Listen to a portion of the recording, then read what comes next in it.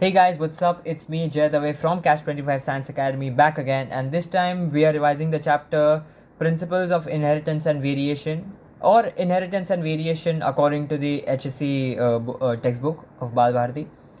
So before we actually start the chapter, there are a few concepts, there are a few terminology जो मैं revise कराना चाहूँगा because they are actually very important for the chapter.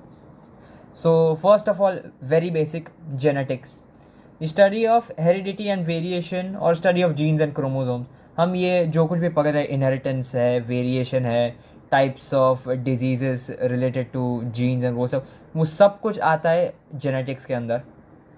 Then comes the important two key words, inheritance and variation.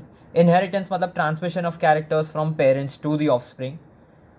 Now this is the reason कि हमारे parents और offspring के बीच में जो सिमिलैरिटी है वो इसी के कारण है because there is some information जो हमारे पेरेंट्स के जीन्स में थी जो हम में भी ट्रांसफ़र हुई है. सो नाउ ये जो ट्रांसमिशन है, this transmission is known as the inheritance. Now the variation. Now अभी we are not identical to our parents, right? There are a few differences here and there. अभी ये जो few differences है इसको हमने नाम दिया है variation. Then comes the heredity. Heredity is basically the resemblance of offspring and the parents.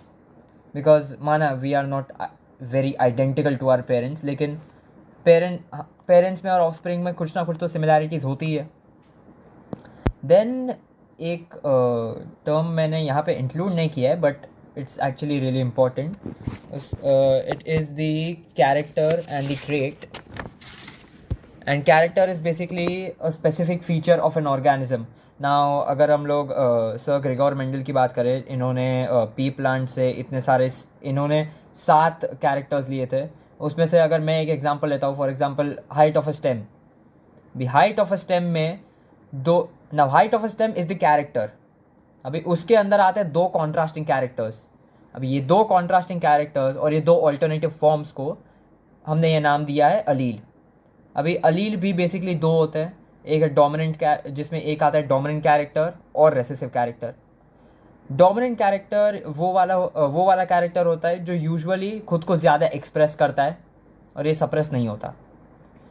On the other hand recessive character जो होता है, रेसेसिव कैरेक्टर यूजुअली सप्रेस होता है और वेरी फ्यू टाइम्स वो खुद को एक्सप्रेस कर पाता है. अभी सपोज अगर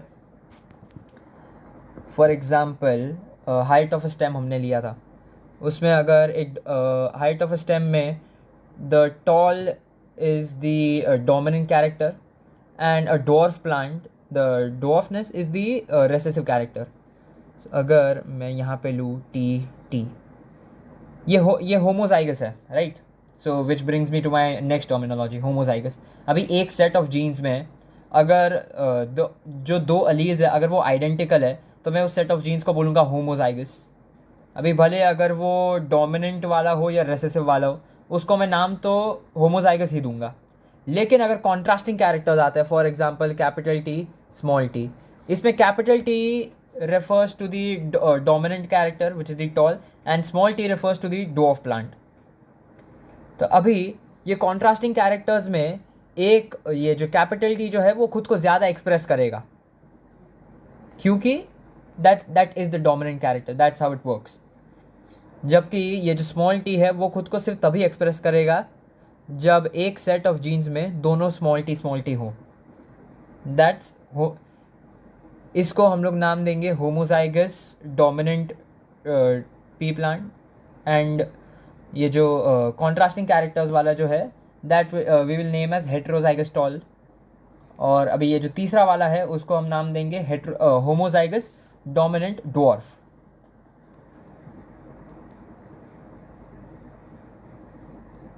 now moving on.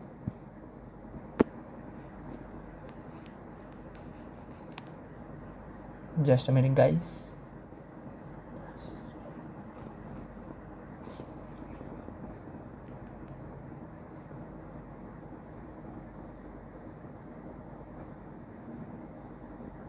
Yes, so we move further. हमने लास्ट डिस्कस किया था homozygous and heterozygous. Now we come to the phenotype and genotype. अभी फिनोटाइप एग्जैक्टली है क्या? Phenotype the visible character of an individual. अभी इसका मतलब क्या है? अभी सपोज मैंने कहा कि अगर एक टॉल पी प्लांट है, अभी मुझे ये नहीं पता कि उसका जेनेटिक कॉन्स्टिट्यूशन है क्या। वो या तो होमोजाइगस डोमिनेंट टॉल प्लांट भी हो सकता है, या तो हेट्रोजाइगस भी हो सकता है। लेकिन दोनों के बीच में सिमिलैरिटी यही है कि मैं जो ऑब्जर्व कर रहा हूँ वो दोनों में टॉल ही है। सो ये जो ऑब्जर्वेबल कैरेक्टर जो है, जो विजिबल कैरेक्टर जो है, इसको मैंने नाम दिया फिनोटाइप। और इसीलिए हम लोग आगे जाके अगर मोनोहाइब्रिड या डाई हाइब्रिड क्रॉस में अगर हम लोग सिर्फ ऑब्जर्वेबल कैरेक्टर, अगर हम लोग उसके क्राइटेरिया पे अगर हम लोग प्लांट्स को जज करेंगे, then we name it as a phenotypic ratio. इसमें इंक्लूड नहीं किया है, but yes you should know this. Then comes the genotype. अभी जस्ट 2 मिनट पहले मैंने बात किया था अबाउट द जेनेटिक कॉन्स्टिट्यूशन। तो अभी अगर मैं फिनोटाइप को छोड़ दूँ, लाइक द एक्सटर्नल अपीयरेंस को अगर मैं छोड़ दूँ, और सारे प्लांट्स के अगर मैं जेनेटिक कॉन्स्टिट्यूशन देखूँ, द जेनेटिक मेकअप उनका देखूँ, तो उससे मुझे एक अलग रेशियो मिलेगा which might not necessarily be the exactly the phenotypic ratio. Very basic example हम लोग देखेंगे in the monohybrid cross. Now moving on to monohybrid cross, उससे पहले I would like to revise about Gregor Mendel, who is obviously known as the father of genetics. He has provided the most information related to genetics.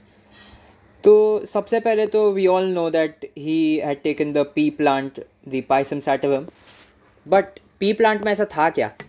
What was so special about it? First of all, pure variety was available. Then comes the factor कि pea plants cultivation के लिए बहुत easy होते हैं, बहुत efforts नहीं चाहिए उसके लिए। ऑल्सो उनका जो लाइफ साइकिल या जो लाइफ टाइम हम लोग कहते हैं वो बहुत कम है, तो रिजल्ट्स के लिए ज़्यादा टाइम लगेगा नहीं। कॉन्ट्रास्टिंग कैरेक्टर्स एज हमने अभी जस्ट देखा था। ऑल्सो पी प्लांट या पाइसम सैटिवम के जो फ्लावर्स होते हैं बाइसेक्सुअल होता है, इसलिए वो नॉर्मली सेल्फ पॉलिनेट हो जाता है। और ऑल्सो हाइब्रिड्स आर फर्टाइल। ये एक्चुअली बहुत इंपॉर्टेंट पॉइंट है, क्योंकि एज हम लोग मैमल्स में हम लोग देखते हैं, सपोज लाइगर हो गया या टाइगॉन हो गया, these all are hybrids but they are actually not fertile. जबकि यहाँ पे केस अलग है, यहाँ हाइब्रिड्स भी फर्टाइल है। एंड ऑल्सो बिकॉज हम कैरेक्टर्स और वो सब की बात कर रहे हैं, another speciality about pea plant was 7 visible characters थे पाइसम सैटिवम में, which are namely the seed shape, the seed colour, and seed shape में the dominant was round and recessive was wrinkled. Seed colour में dominant was yellow and the recessive was green. Now coming to the pod shape. Pod shape dominantly inflated हुआ करता था. In a few cases or in the recessive cases I must say, वो constricted होता था the pod. अभी pod का color dominantly it used to be green and recessively या बहुत कम amount में it used to be yellow. Now coming to the flower का color.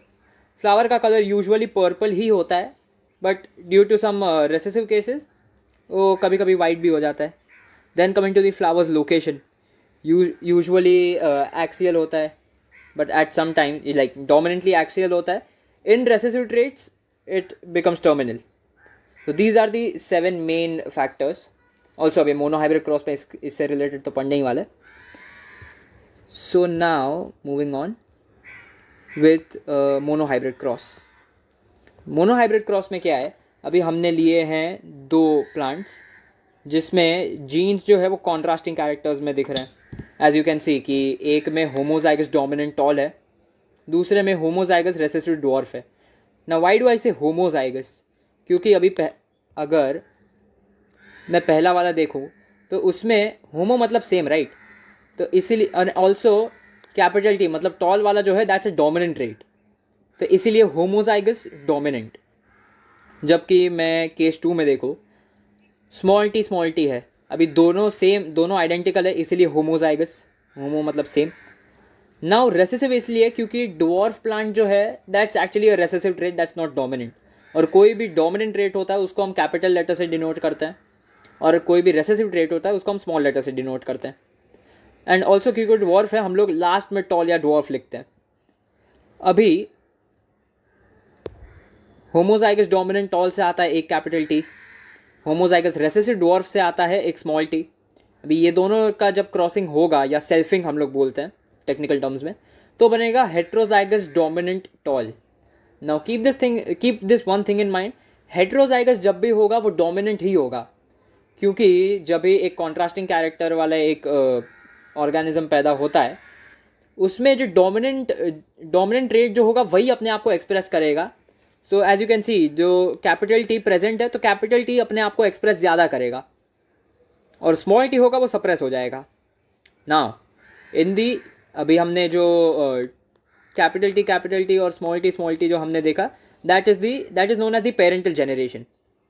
और ये जो कैपिटल टी स्मॉल टी जो हेट्रोजाइगस डोमिनेंट टॉल जो पैदा हुआ है, उसको हमने नाम दिया है F1 जेनरेशन.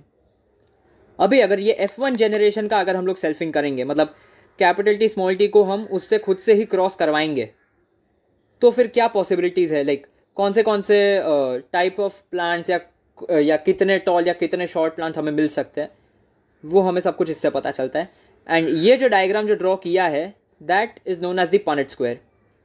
यहाँ एक कैपिटल टी, यहाँ एक स्मॉल टी, यहाँ एक स्मॉल टी. अभी ये दोनों जीन्स को हम लोग एक साथ यहाँ पे ऐसे मर्ज करेंगे तो हमें पता चलेगा कि कौन से टाइप्स ऑफ प्लांट्स हमें मिल सकते हैं पॉसिबली. सो अभी मैंने जो अलग से बॉक्स में रखे हैं, these all are tall, right. अभी एक जो लेफ्ट आउट है स्मॉल टी वाला, दैट इज़ द ड्वार्फ. तो अभी मैं ऑब्जर्व क्या करता हूँ कि 3 प्लांट्स जो है वो टॉल है, एक प्लांट जो है वो ड्वार्फ है, तो 3:1. अभी लेकिन ये तो मैंने ऑब्जर्व किया है, सो इसीलिए मैं इसको नाम दूंगा फिनोटिपिक रेशियो.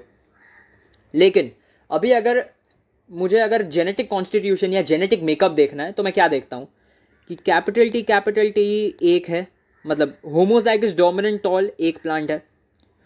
फिर ऐसे 2 प्लांट्स है जो हेट्रोजाइगस डोमिनेंट टॉल है, और एट लास्ट ऐसा एक ही प्लांट है जो रेसेसिव ड्वार्फ है. सो एक capital T, 2 capital T small T और एक स्मॉल टी. तो इसीलिए जीनोटिपिक रेशियो जो बनता है, दैट वुड बी 1:2:1. ऑल्सो यहाँ पे लिखा है, Mendel made similar observation for other pairs of traits. और ऐसे बहुत सारे ट्रेट्स थे जिनको मेंडल ने क्रॉस किया था, और ऐसे उनको रेशियोज मिले थे, क्योंकि ऑफकोर्स मोनोहाइब्रिड में ऐसे ही रेशियोज मिलते हैं. Now, based on these observations, Mendel proposed that something was inherited from the parents to the offspring. अभी ऑफ कोर्स हमने देखा कि अभी F1 जेनरेशन जो है, मतलब the capital T small T, उनसे अभी क्योंकि दोनों पेरेंट्स टॉल है, अभी ये दोनों जो पेरेंट्स हैं उनके 3 ऑफस्प्रिंग्स टॉल हैं. सो कुछ ना कुछ तो वहाँ से इनहेरिट हो रहा है from parents to the offsprings. लेकिन ये क्या इनहेरिट हो रहा है, उसको मेंडल ने एक नाम दिया था फैक्टर्स. अभी उन्हीं फैक्टर्स को we call them as genes. Now coming to the dihybrid cross. अभी हमने देखा था कि मोनोहाइब्रिड क्रॉस में एक कैरेक्टर में डिफरेंस है, राइट. लेकिन अभी क्योंकि डाईहाइब्रिड है तो इसीलिए there would be 2 pairs of contrasting characters. Now Mendel made some dihybrid crosses in a pea plant. Example, the cross between pea plant with round shape and yellow colored. अभी round shape of seed and yellow color of seed, ये दोनों dominant traits में आते हैं, as you can see right here. और recessive में wrinkled shape और green color यही दोनों आते हैं. सो नाउ अभी हम लोग पेरेंटल जेनरेशन देखते हैं. एक तो पेरेंटल जेनरेशन, उसमें आता है राउंड एंड येलो, जबकि now this is the dominant parent. Now recessive genes वाला पेरेंट जो है वो है रिंकल्ड और ग्रीन. अभी ये राउंड और येलो क्या है, ये तो राउंड और येलो तो मैं ऑब्जर्व कर पा रहा हूँ, राइट. अभी मुझे नहीं पता कि ये प्योरली डोमिनेंट है, लाइक होमोजाइगस डोमिनेंट है या हेट्रोजाइगस है. तो इसीलिए मैंने राउंड और येलो के लिए यहाँ पे मैंने मार्क करके रखा है फिनोटाइप. जबकि ये कैपिटल आर और कैपिटल वाई ये मुझे बताता है जेनेटिक मेकअप, इसलिए मैंने उसको नाम दिया है genotype. And same for the recessive, जहाँ पे रिंकल्ड और ग्रीन जो है, like wrinkle shape and green colour of the seed is the recessive trait जो ऑब्जर्व हो रहा है. अभी उसका जेनेटिक मेकअप स्मॉल आर और स्मॉल वाई है, that's the genotype. So now अभी यहाँ से आ रहा है कैपिटल वाई और यहाँ से आ रहा है स्मॉल आर. ये दोनों जब क्रॉस करते हैं एक दूसरे को तभी बनता है heterozygous dominant round seed and heterozygous dominant yellow seed in colour, as यहाँ पे लिखा हुआ है राउंड। अभी अगर इसी का मैं सेल्फिंग कराऊँ तो गेमीट्स जो है वो कौन से आएंगे, let's see. Capital R capital Y तो आना ही है, उसके बाद कैपिटल आर स्मॉल वाई आएगा, स्मॉल आर कैपिटल वाई आएगा और स्मॉल आर स्मॉल वाई आएगा। अभी यही सारे जो ट्रेड्स है ये मैं यहाँ पे मैं लिखता हूँ और यहाँ पे लिखता हूँ, और अभी हम सब के जो जीन्स है वो हम लोग देख रहे हैं कि भाई ये सारे हैं। Now we want to know कि इसका फिनोटाइप है क्या। अभी मुझे पता है कि जहाँ पे एक भी कैपिटल आर आएगा मतलब वो सीड शेप में तो राउंड होगा, और जहाँ एक भी कैपिटल वाई आया वो इन कलर येलो होगा। सो नाउ लेट्स सी कि राउंड और येलो वाले कितने हैं, क्योंकि राउंड एंड येलो डोमिनेंट है तो सबसे ज़्यादा मोस्टली वही होंगे। So I can see capital R और कैपिटल वाई। सो ये तो सबसे पहले राउंड एंड येलो होगा। अभी क्योंकि ये कैपिटल आर कैपिटल वाई है, सो मुझे पता है कि अभी इसके थ्रू जितने भी जनरेशन्स होगी वो सारी कैपिटल आर और कैपिटल वाई वाली ही होंगी, मतलब राउंड एंड येलो ही होगी। सो इसलिए मुझे इतना पता है कि ये लाइन में जितने भी प्लांट्स जो होंगे, लाइक जो भी उनका जीनोटाइप होगा उनका फिनोटाइप तो राउंड एंड येलो ही होने वाला है। The same goes for this line. मुझे पता है कि यहाँ पे कैपिटल आर और कैपिटल वाई है, तो यहाँ और यहाँ ये जितने भी प्लांट्स होंगे ये सब कैपिटल आर और कैपिटल वाई वाले वो राउंड इन शेप और येलो इन कलर ही होंगे। उसके बाद अभी लेट्स जॉइन दिस। अभी तुम लोग देखोगे कि ये वाला जो सीड और ये वाला जो सीड है वो भी एक्चुअली राउंड एंड येलो ही है। So first of all let's mark this.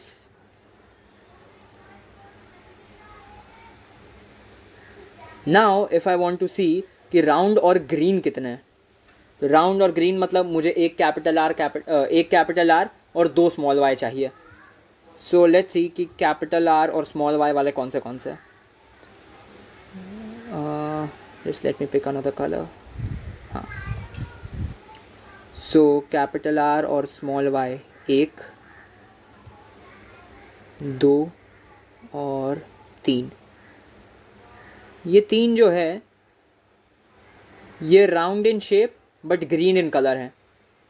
सो ये एक और triangle. Now I want to see कि रिंकल्ड और येलो वाले कितने हैं। Now wrinkled is a recessive trait and yellow is a dominant trait. तो रिंकल्ड वाले के लिए मुझे स्मॉल आर ही ढूंढना होगा, क्योंकि अगर कैपिटल आर आ गया तो फिर तो वो राउंड हो जाएगा। और येलो मुझे एक भी कैपिटल वाई अगर मिल गया तो फिर वो बाय डिफ़ॉल्ट उसको येलो ही होना है। सो लेट्स सी कि wrinkled capital R like small R capital Y, small R capital Y, small R capital Y, ये 3 रिंकल्ड और येलो हैं। तो यहाँ पे हमने 3 लिखा। अभी रिंकल्ड और ग्रीन तो एक ही होना है ऑब्वियसली, ये वाला। सो इसीलिए डाई हाइब्रिड क्रॉस में हमने देखा कि ये सारे जो हैं ये सिर्फ ऑब्जर्वेशंस है। हमने अभी तक जेनेटिक मेकअप में हम लोग अभी तक गए नहीं हैं, तो इसलिए हमने देखा कि 9 seeds are round in shape and yellow in colour, 3 are round in shape but green in colour, 3 are wrinkled in shape but yellow in colour, and only 1 is wrinkled in shape and green in colour. तो इसीलिए ये जो observable characters पे हमने जो ratio निकाला, this is the phenotypic ratio. अभी उसके बाद मैं जेनेटिक रेशियो देखता हूँ कि कैपिटल आर और लाइक होमोजाइगस डोमिनेंट राउंड और येलो कौन से थे, सिर्फ एक ही था। अभी होमोजाइगस डोमिनेंट राउंड और हेट्रोजाइगस डोमिनेंट येलो कितने थे, 2 थे। नाउ हेट्रोजाइगस डोमिनेंट राउंड और होमोजाइगस डोमिनेंट येलो कितने थे, 2 थे। और ऐसे करते करते हमने सारे जेनेटिक मेकअप्स ढूंढे और हमें पता चला कि इसका जो रेशियो है that turns out to be 1:2:1:2:1:2:4:2:1:2। sorry. So the genotypic ratio जो इसका निकलता है that is 1:2:1:2:4:2:1:2:1. लेकिन इतना याद रखने की ज़रूरत नहीं है. there is a simple trick. 4 लिखो और यहाँ से 2:1:2:1, यहाँ से 2:1:2:1.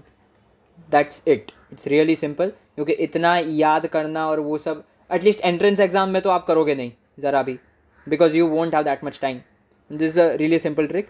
सेंटर में 4 और लेफ्ट और राइट दोनों बाजू से 2:1:2:1 लिख दो. That will be it. Now moving on to the 3 laws that Mendel gave us. So उसमें से the first is the law of dominance. Now law of dominance is really simple. उसमें ये लिखा है कि the characters are controlled by discrete unit called factors, and factors occur in pairs. In a dissimilar pair, one dominates and one is suppressed.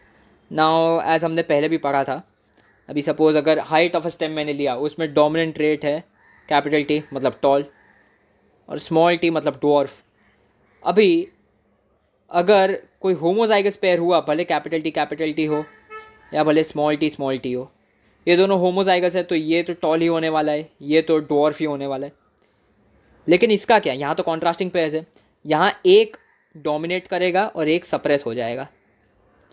सो इसीलिए अगर एक dissimilar pair हो जिसमें कॉन्ट्रास्टिंग कैरेक्टर्स हो, उसमें जो डोमिनेंट वाला है वो अपने आप को एक्सप्रेस करेगा और जो रेसेसिव वाला है वो अपने आप को सप्रेस कर देगा. Now according to HSC syllabus, एक minute I will show you the statement जो इन्होंने दिया है. The statement of law of dominance. When two homozygous individuals with one or more set of contrasting characters are crossed, the alleles that appear in F1 are dominant and those which do not appear in F1 are recessive.